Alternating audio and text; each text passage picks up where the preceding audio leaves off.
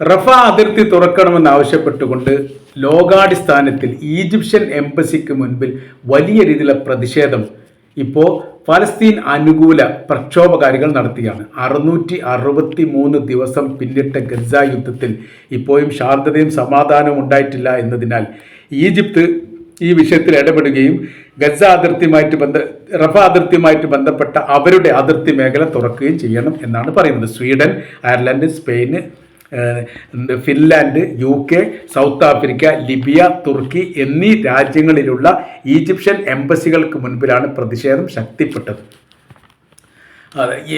പറയുന്ന കാര്യം, ഈജിപ്തിൻ്റെ എംബസി ഉണർന്ന് പ്രവർത്തിക്കുകയും രാജ്യത്തോട് ഈ കാര്യം പറയുകയും ഗസ അതിർത്തിയുമായിട്ട് ബന്ധപ്പെട്ട വിഷയത്തിലുള്ള നിയന്ത്രണം എടുത്തു കളയുകയും അവരുടെ അതിർത്തി തുറക്കാൻ ആവശ്യമായിരിക്കുന്ന നടപടികൾ അർജന്റായിട്ട് സ്വീകരിക്കുകയും വേണം.